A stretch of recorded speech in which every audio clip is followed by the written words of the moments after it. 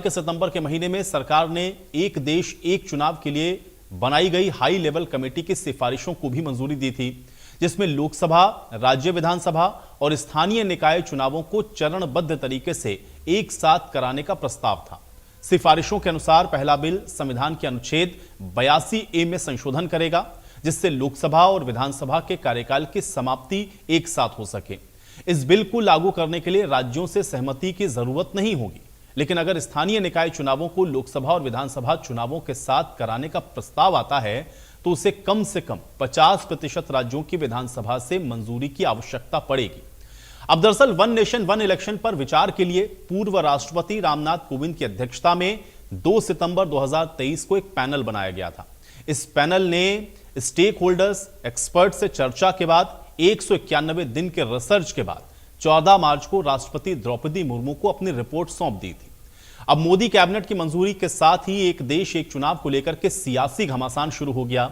सत्ता पक्ष जहां इस फैसले की सराहना कर रहा है तो विपक्ष इसके विरोध में उतरा है। विपक्ष का तर्क यह है कि एक चुनाव से वोटर का फैसला प्रभावित होगा। 5 साल में एक चुनाव होने से सरकार की जवाबदेही कम होगी। इसके साथ ही विपक्ष यह भी कह रहा है कि एक साथ चुनाव से जो बचत की बात हो रही है यह भी बेईमानी है।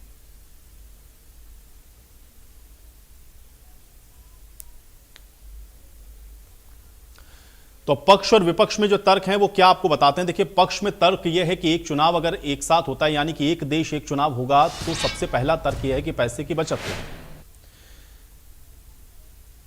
तो पैसे की बचत होगी, ये इसके पक्ष में बात कही जा रही है, क्योंकि अगर एक देश एक चुनाव होता है, आचार संहिता लगने से विकास के काम प्रभावित होते हैं, क्योंकि अगर पूरे देश में आप देखते हैं कि कहीं ना कहीं चुनाव चलता रहता है तो फिर आचार संहिता की वजह से विकास के कार्य भी इसकी वजह से प्रभावित हो जाते हैं।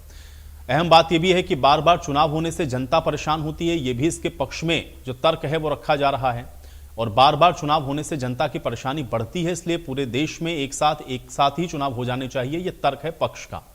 राजनीतिक पार्टियों के खर्च में भी कमी आएगी, यह भी इसके पीछे का एक तर्क है कि राजनीतिक पार्टियों को जो कि बार बार चुनावों में जाना पड़ता है, इसलिए उनको भी खर्च करना पड़ता है, उस खर्च में भी कटौती होगी।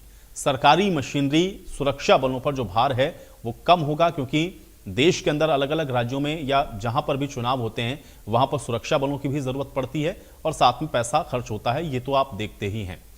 अब राष्ट्रीय और स्थानीय स्तर के जो मुद्दे हैं वो अलग अलग होते हैं, इसलिए विपक्ष इसका विरोध कर रहा है और उसका ये कहना है कि जब मुद्दे अलग अलग हैं तो फिर एक साथ चुनाव कराने से ये जो चीजें हैं वो आपस में क्लैश करेंगी, प्रभावित होंगी। इसलिए विपक्ष का यह तर्क है कि ये प्रैक्टिकली सही नहीं है। एक साथ चुनाव से वोटर का फैसला भी प्रभावित हो सकता है।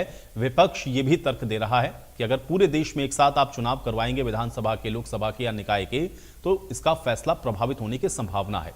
5 साल में अगर सिर्फ एक बार ही चुनाव पूरे देश के अंदर होगा तो इससे केंद्र सरकार की भूमिका और उसकी जो जवाबदेही है वो कहीं ना कहीं कम हो जाएगी। इसलिए यह जरूरी है कि अलग अलग समय पर जो चुनाव हो रहे हैं उसको वैसे ही चलने दिया जाए। अब एक चुनाव से सरकारी पैसे की जो बचत की बात कही जा रही है वो भी एक तरह से बेईमानी है, ये बात भी विपक्ष के तर्क में है। उनका ये कहना है कि इससे कोई बहुत ज्यादा अंतर नहीं पड़ने वाला और इसलिए जो बचत की बात कही जा रही है वो सिर्फ कहने की बात है, एक तरह की बेईमानी है। ये विपक्ष का तर्क है वन नेशन वन इलेक्शन को लेकर के। एक और बड़ी बात विपक्ष ये कह रहा है कि इतनी बड़ी संख्या में ईवीएम और सरकारी मशीनरी की जो व्यवस्था है वो आप कैसे कर पाएंगे, क्योंकि देश इतना बड़ा है और वहां पर इतने बड़े पैमाने पर अगर आप चुनाव करवाते हैं तो फिर आपको ये सारी चीजों का भी ध्यान रखना होगा। इतनी ईवीएम से, इतनी सरकारी जो मशीनरी है वो कहां से आप लाएंगे। हमारे इन प्रयासों के तहत ही अब हम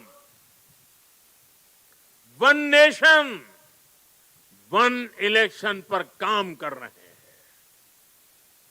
जो भारत के लोकतंत्र को मजबूती देगा,